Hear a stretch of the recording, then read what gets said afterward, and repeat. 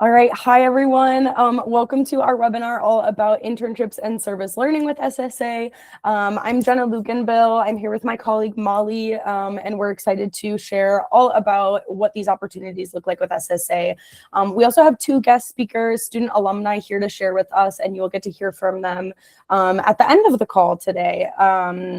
But we're just going to hop right to it because we know time is precious. So throughout today's webinar, you can learn about kind of the benefits of experiential learning just in general, and then a little bit more of a deep dive into specific service learning opportunities with SSA, internships with SSA, and then of course hear from our two lovely alumni that are sharing their time with us today. So first and foremost, a lot of students do understand the value of experiential learning and why they want to do an internship or service learning before they graduate. But many students don't understand the utility of doing this internationally or abroad rather than in the US context that they're used to. And so I have a few different statistics up on this slide to share just to kind of show the scope of what study abroad and this international internship component can look like in comparison to domestic internships. A lot of students know that internships are competitive opportunities, can help, put them, at the top of the resume pile apart from their colleagues. But many don't realize that doing one of these opportunities in a study abroad context can make that even more so. Less than 10% of students nationwide are participating in study abroad experiences, and we're actually seeing this number, actually decrease a little bit as well, especially in those longer term study abroad experiences.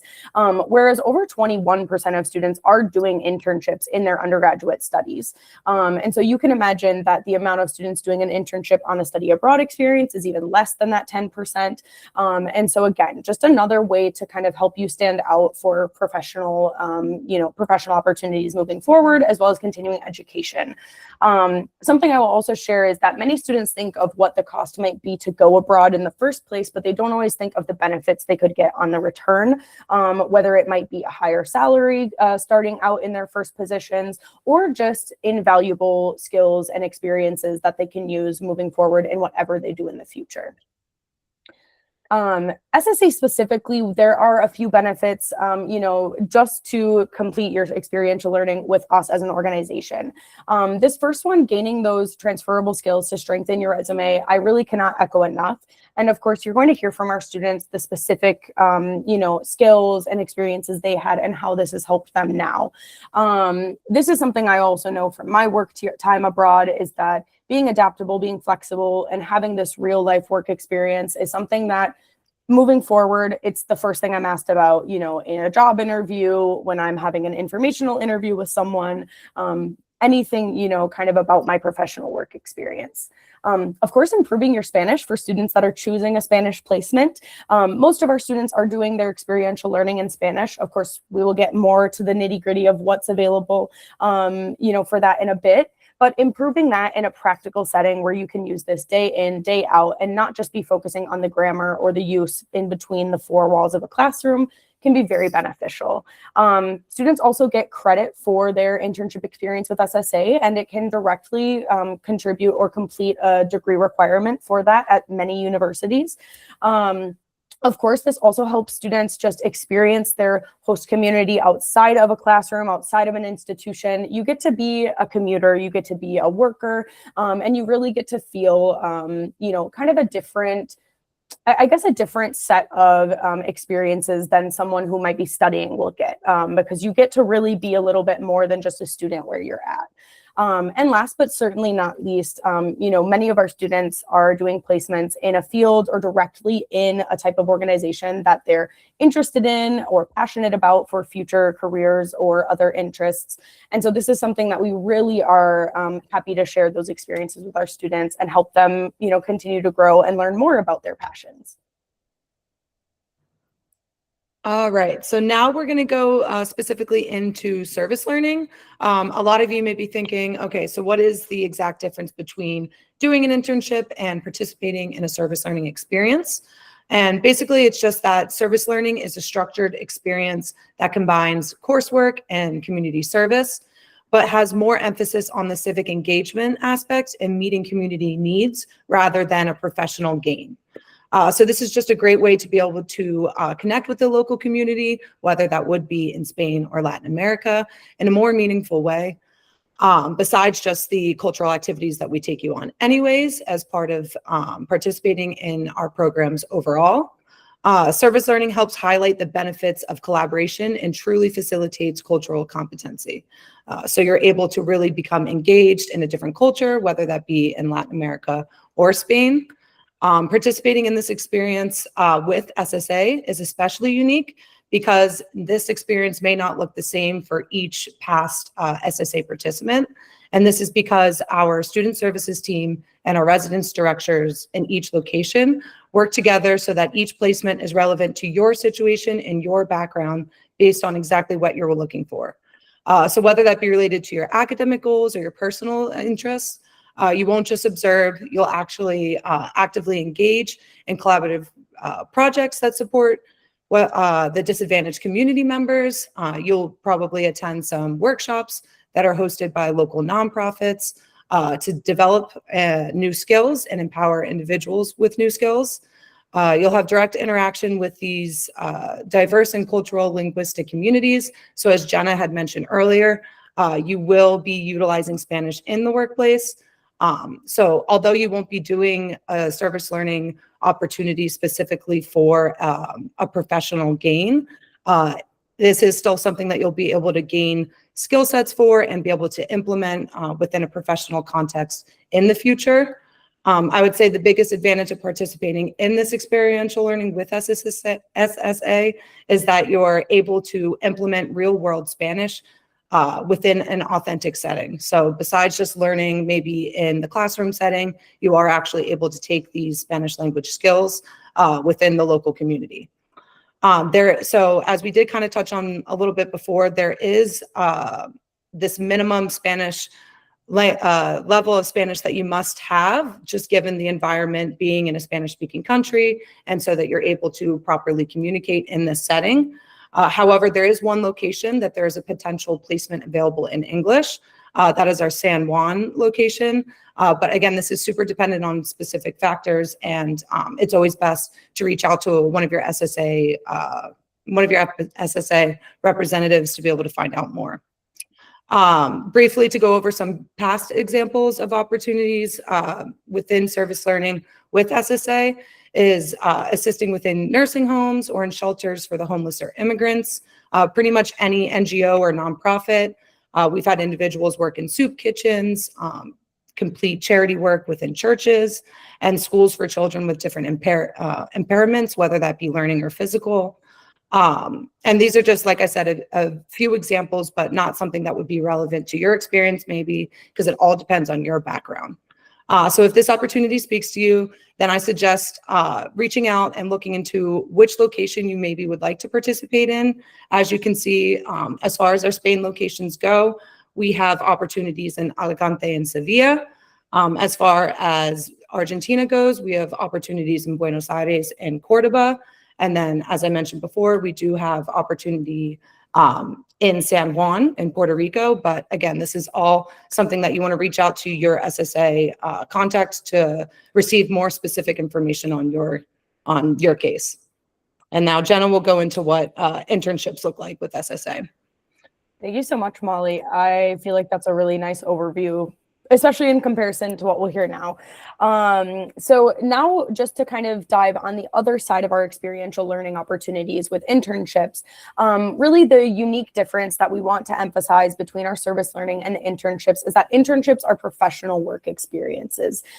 These are opportunities for students to get entry-level work, gain skills, again, like we said, have those extra experiences in their fields, in their, passion areas, while also being able to put something on their formative resume. With this internship process, I really just want to emphasize that our internship placements, as well as the service learning placements, are very customized to each student. We have many organizations and companies that we've worked with and vetted over the years, have hosted many interns at, but we also are always adding new opportunities for students as it fits their needs, their interests, and their backgrounds. We're going to talk about the internship application and the service learning application processes in a little bit, but something with that is when we do request those materials from our students, the reason why is so that we can kind of customize and tailor these internships and these service learning opportunities to our students, future goals, and again, their background that they already come with, because every student is unique. Our internships are offered in various disciplines. We've had students work in recording studios, others work at soccer stadiums, others work in education settings. Various different opportunities are available. This photo actually on this slide is one of our students who's completing an internship at a healthcare clinic in Sevilla this semester, and this is actually her second semester doing that project. And so this is a really cool, piece that we can offer as well, is depending on the site, some fields and some disciplines might be better accommodated than another. Again, the internships are offered during the summer and the semester at the sites that you see on the screen. In Alicante, Sevilla, Córdoba, and Buenos Aires, the placements are 100% in Spanish. Whereas in San Juan, as Molly mentioned, on a case-by-case basis, English placements could be available as well. And last but certainly not least, I do want to emphasize that many of our interns do receive incredible references for their future career opportunities, great references on their resume and kind of moving forward. And we have had students in the past actually receive job offers as well. And this is something that I think students think are unique to domestic internships, and especially that we see with our San Juan site. This is something that, it's not a guarantee, but it can still be possible as well for you to gain that career growth and keep moving forward with these organizations that you've gained experience with SSA.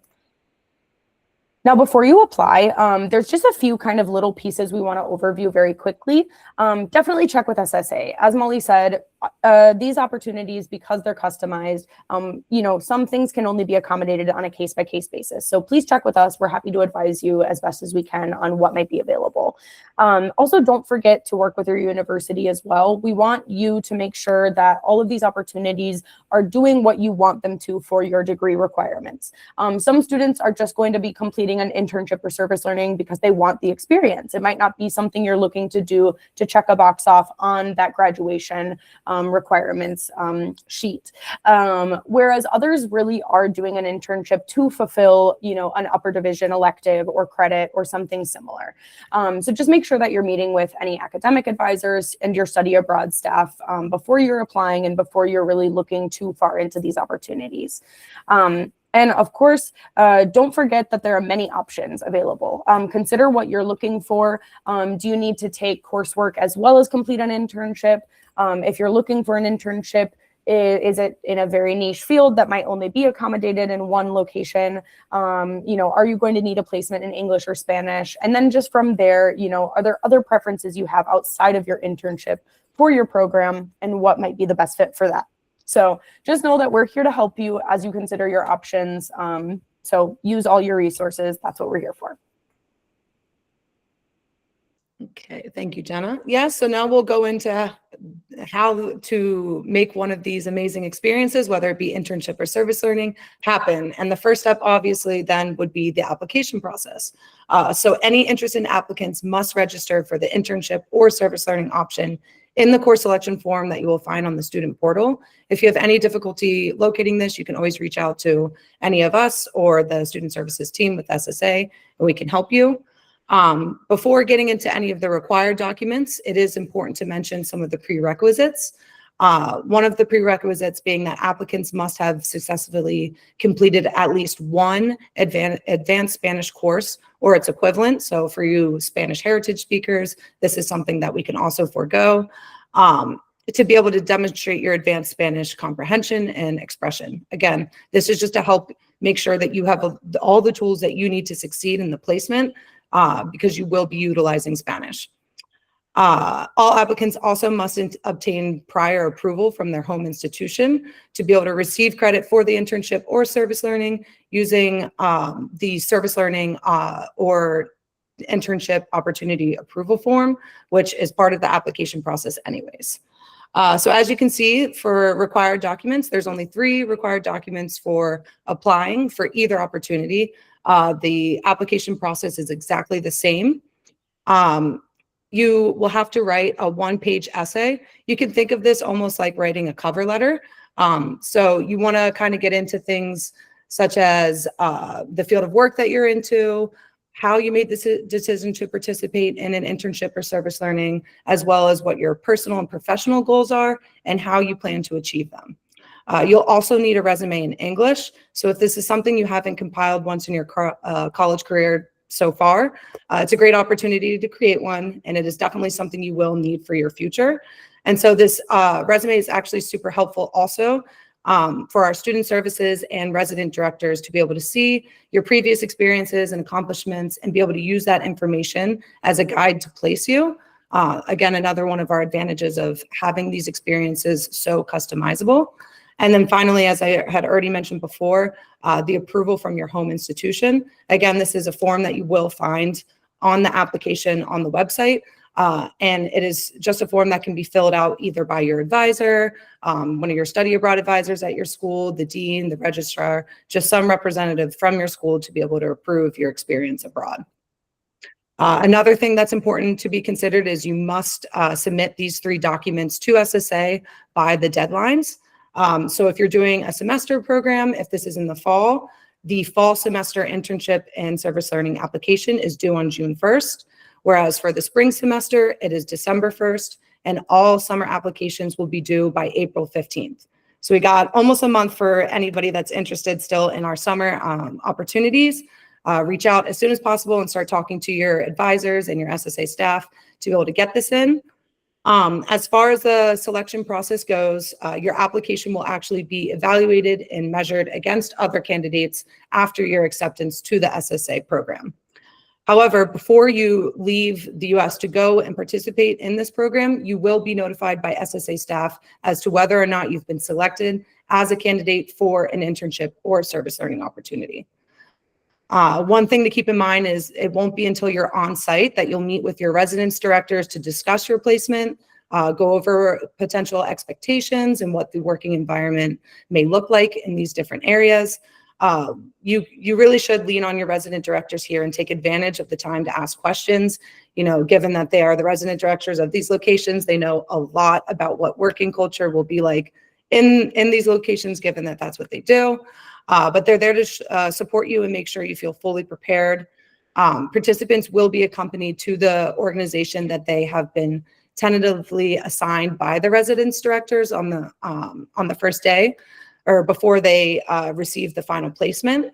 So pending final approval by the employer, then you will receive a schedule and a start date that will later be established.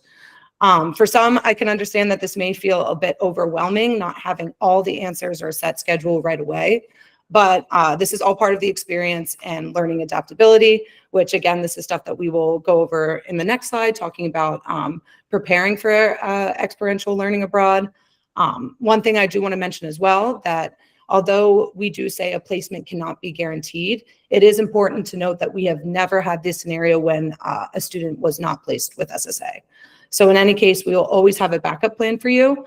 If you are not placed in an internship or service learning experience, we are able to fill in this credit, whether it be by taking an additional course or by completing an independent research project.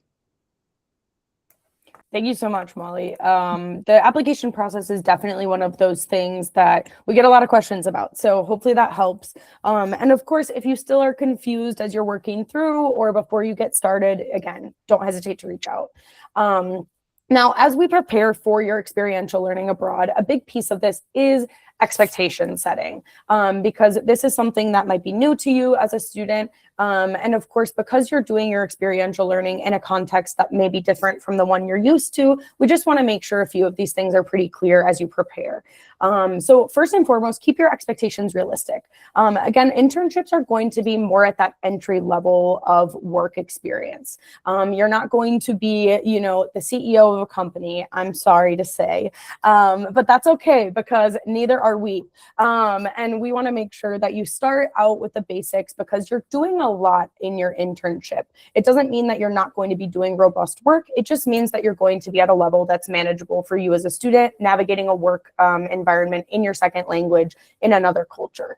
And then for service learning as well, this is very much on that community support. We want you to be making a positive impact while building social responsibility and having a reciprocal kind of engagement and relationship with the community you're working with. So again, just make sure that you understand what these opportunities entail, before you're really diving too far down into the process.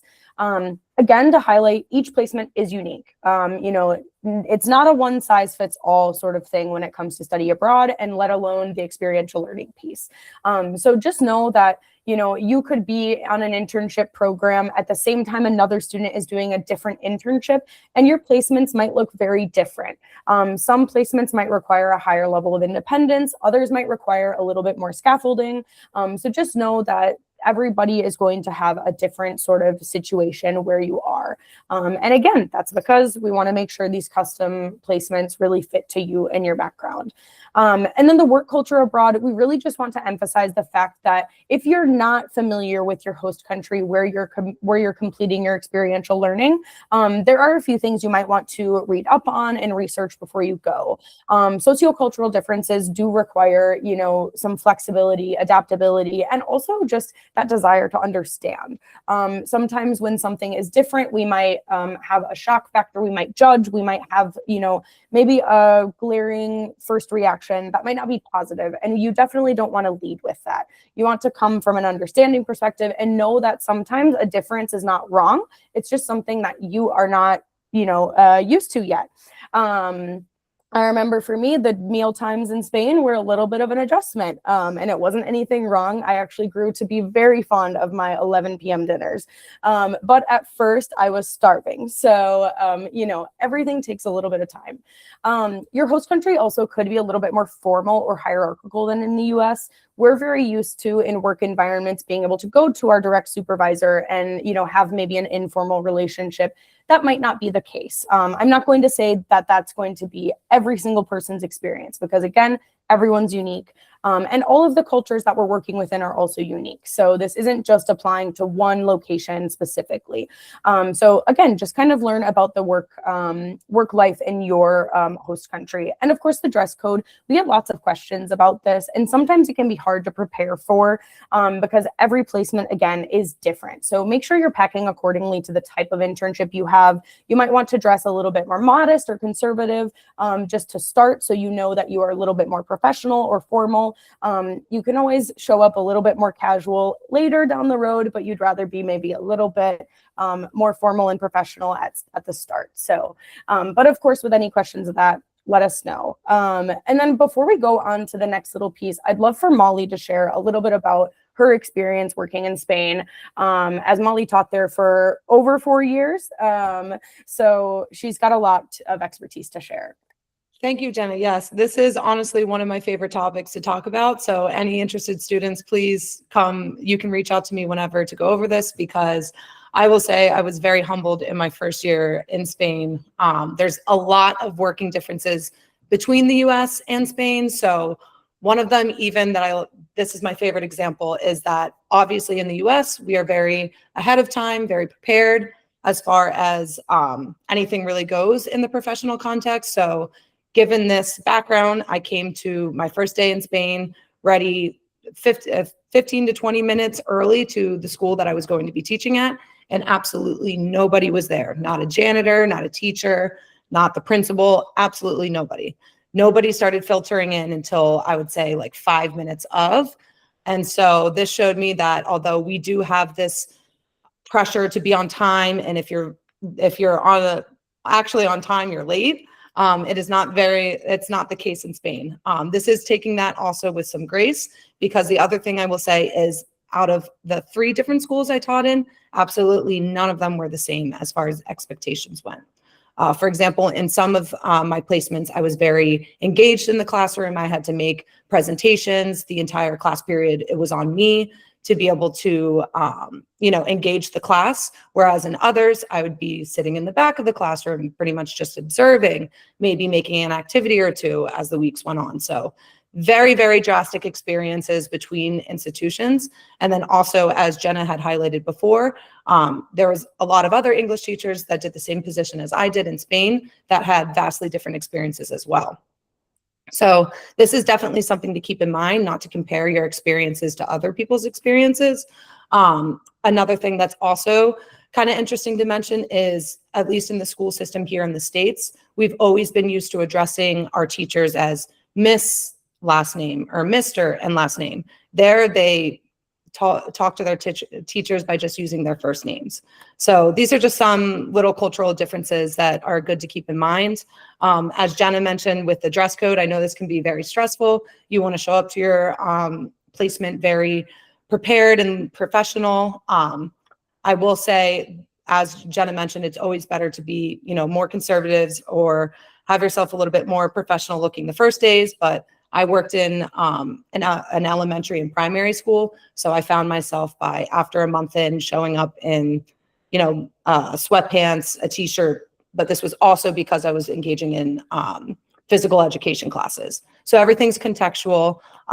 Another great thing to do is lean on your residence directors and your internship advisors, and they'll be able to, further support you and all of these questions that you might have. So yeah, just keep an open mind, be ready to be flexible, and taking on another culture's different working habits. Even it's okay to bring yours, but be prepared to maybe have these changes or follow a different set of guidelines than what you're used to. And now we can actually move on to past participants who have engaged in internship experiences with SSA. So without further ado, I'll pass it over to Josephine, and you can learn all about her time abroad with us. Hey guys, so I'm Josephine and I studied abroad this summer in Alicante. And so I really am very grateful for my internship placement. But before I even start with that, I'm just going to explain why I did an internship abroad. I studied abroad in 2024 spring in Barcelona. And it was a great experience, but it wasn't the best opportunity to learn Spanish. So I just felt like I wasn't at the fluency I wanted to be as a Spanish major. And so I just started Googling things and I landed on SSA, and it seemed like the most perfect internship. So I'm very grateful for SSA. So I had an internship and it was in a nonprofit organization called Akuko. And so it's based in like immigration and refugee assistance. Whenever I applied to try to figure out what I wanted to do, for a specific internship, I had no idea what I wanted to do. I just wanted to be fluent. So I just let them know I'm like, maybe nonprofit, maybe natural disaster, maybe art, but they put me with Akuko and I'm so grateful. Like I had the best experience. Somewhat of like what a day in the life is like is I would get there at like 9 o'clock, and I'm very fortunate because the building was only 15-minute walk from my apartment. So very same neighborhood, very grateful. So yeah, I'd get there around 9, and I obviously also got there before everyone else. And I even had people in my office like wearing cargo shorts. Like there was no dress attire. We were just there to help people really. So I was kind of like a secretary / social worker. I would speak with clients mainly in Spanish, but I also used English and French because a lot of people are coming from different countries like Morocco, or some were from the Congo, some were from Germany. So I used English and French some. I only know a little bit of French, but they didn't know any Spanish, so it was better than nothing. So I'm very grateful for that because I always kind of wished there was a job that I could get paid to learn languages. And working in immigration helped me realize that the more languages I learn, the more I can help people. So I'm very grateful for the opportunity. I would answer phones in Spanish and schedule appointments. And I made files and folders for every client because we had to fill out their data and addresses, like residency, just make sure that they are, I don't even know. It's just more of like, we want to have every single person's info so that anytime there's a problem or we just want to look at the history of like, it's really just records. So we had to do that for every single person, which is very tedious, especially on a very old system because it was very old computers. But the whole day I was very busy. A lot of times I would get there and there were people waiting in a line asking for help before we even opened. So then, yeah. And it also wasn't air conditioned, but it still worked out because there were fans. So homework wise, because I did also have a little bit of homework as an intern. So I had to do like little assignments with my director every week that were due. And then as a final, it was just an 8-page essay, which really you could just put all the small little homeworks you did and then add a little. So it's not as stressful as it sounds. And I learned a lot from my internship. My internship really helped me. It realized what I wanted to do in life, in the sense of I just want to help people and be like a little bit of sunshine in their lives, especially for like refugees or just anyone that's really struggling. So at the beginning of my internship, I was actually quite terrified, very overwhelmed. I personally did not believe that I was able to do everything that was asked of me. I did not think I qualified, and when I left, my coworkers showed me how much they would miss me. Like we had a goodbye party, and they told me that I was the best secretary that they've ever seen as an intern. We actually were really close. I spent a lot of time with my coworkers outside of work and at work because we'd have lunch together.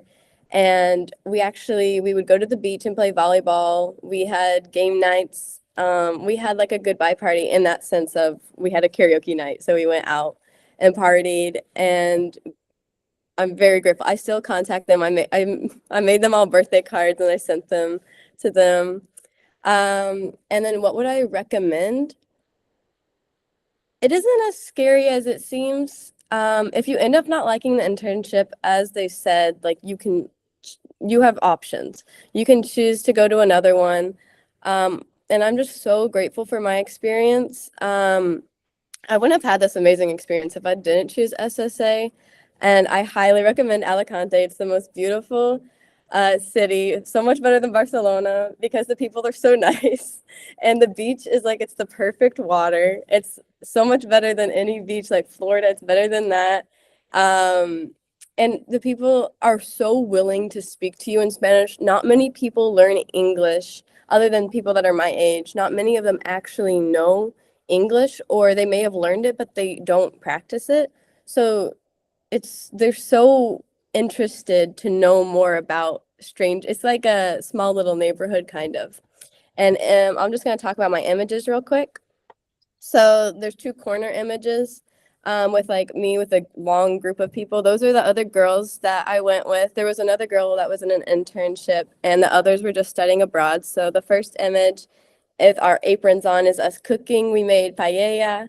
And then the other image where we're swimming, we learned how to surf and we kayaked. I was actually terrified. I hate the idea of drowning, but it was so much fun. And then the top image is it's like the lookout of El Castillo, which is very famous history of Alicante and just very gorgeous. And then in the middle is La Hoguera, which is a very famous festival where you have these beautiful statues and they just get burned. It's supposed to be like this idea of like getting rid of all the toxins, kind of like starting anew. And then the bottom image is I went on a bike ride with my host family. I stayed with a host family, and it was the best host family I've ever had. We would just have game nights as well and just watch movies all nights, and had dinner every night. And I'm very grateful for them. And yeah, if you have any questions, you can always email me. But yeah, thank you. Thank you so much, Josephine. Josephine and I have met before, and I just loved hearing all about her experience. So we were really excited that we could have both her and Ainsley here today to share all about their time abroad with us. And yes, Alicante has to be one of the next places on my bucket list. Okay, now Ainsley, would you like to share a little bit about your time with us last summer as well? Yes, Hi, I'm Ansley. I go to school at the University of Florida, so that's where I'm based. But I had the opportunity to do this SSA experiential learning in San Juan, Puerto Rico past summer. And this was the second study abroad opportunity that I had ever done. I did a different opportunity in Argentina, and I have to say that between the two, my time with SSA in San Juan was leaps and bounds better than my other one, just because I felt like I had the space to grow and be challenged and be a little scared, but safely. I really wanted to do something that was out of my comfort zone, but knowing that I wasn't stuck if things weren't going well. So my internship was at a university in San Juan, Sagrado Corazon, and it is a private university. And so it was really interesting to kind of see all of the different aspects that went into the administration. I'm an education major, so my internship was all about international education, working in their study abroad office, but also working on community programs. I got to work on this specific program that's a grant funded project in combination with AARP, and it's bringing classes to retirees, which is really fun. So I enjoyed that a lot because not only was I interacting with students my age, a lot of them actually coming from Florida to study in San Juan, but I was also able to interact with a lot of older people, which was awesome in terms of my Spanish learning. The whole thing was in Spanish, but being able to hear just different vernacular between different age groups, different accents, dialects, all of those things that made this internship significantly different than my time in Argentina. So there were many moments during this internship that I realized I am gaining a skill I didn't have before. And a lot of those moments surrounded areas of discomfort. They were areas where I would go into, kind of like Josephine said, where I was like, I'm not prepared for this. I'm not equipped for this. I'm not trained for this. And how much you surprise yourself when you kind of just jump into a project.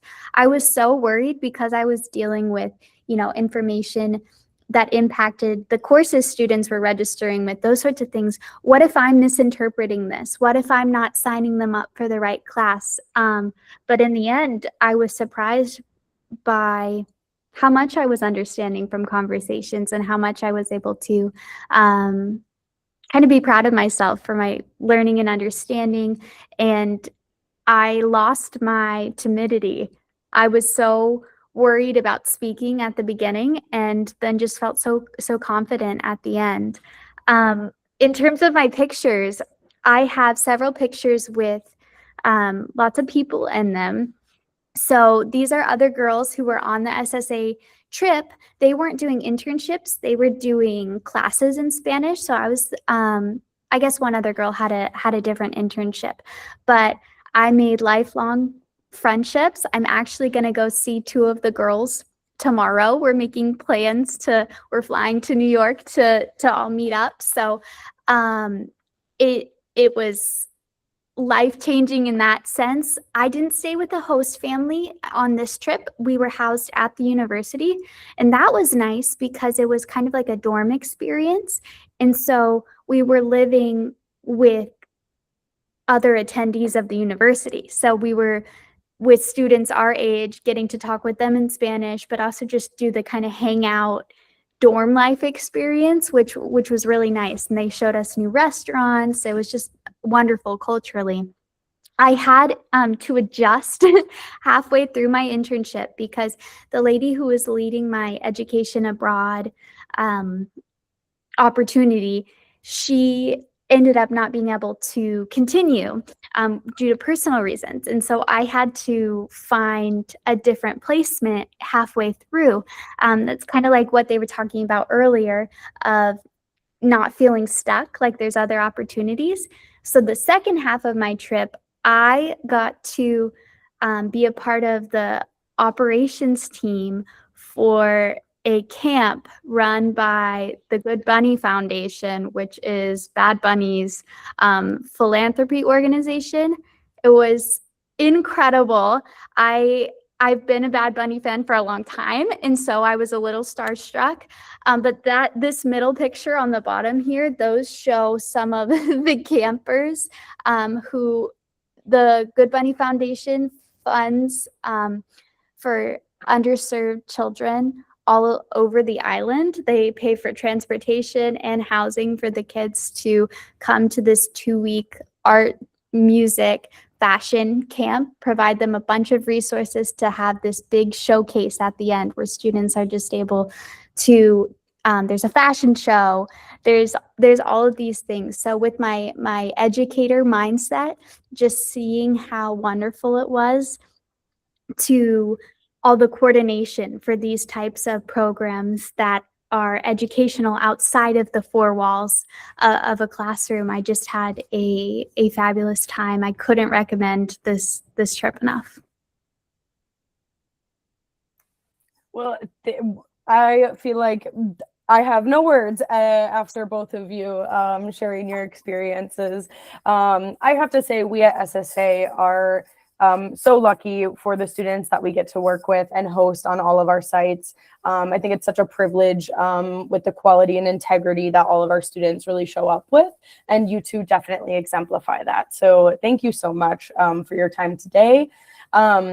Before we kind of wrap up, we just want to share a reminder for our upcoming webinars. We still have 2 left of this spring season. So if you would like to learn a little bit more about life in Spain, really the, all of the good things, all of the new things, everything unexpected, expected. Millie and Molly will be sharing their experiences, as both of them have lived in Spain. And so it'll be an amazing webinar. And then last, of course, is Study Abroad on Your Resume. So for students that are looking to do an experiential learning program, this could be a nice kind of second piece of this webinar to really learn about how you can share this experience moving forward. And then as a reminder, all of our webinars, including this one, are recorded and uploaded to our website, so you can always access them there. Do we have any questions before we end everything for either of our student speakers or Molly or myself? Feel free to raise your hand or write something in the chat if you do.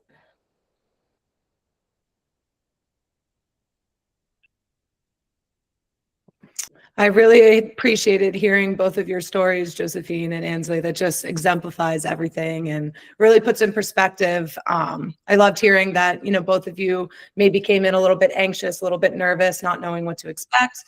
But yeah, great, really cool experiences. And then also I'm sure you're both feeling the benefits of the experiences that you guys had. So that's awesome. Yeah, thanks for sharing. Thank you. Let's see if anyone has. Okay. No. It looks like we don't have any questions, so we will let everybody else get on with their days, and I'll stop our recording. But thank you all so much for joining us today, and please don't hesitate to reach out to any of us if you do have questions moving forward. Thank you.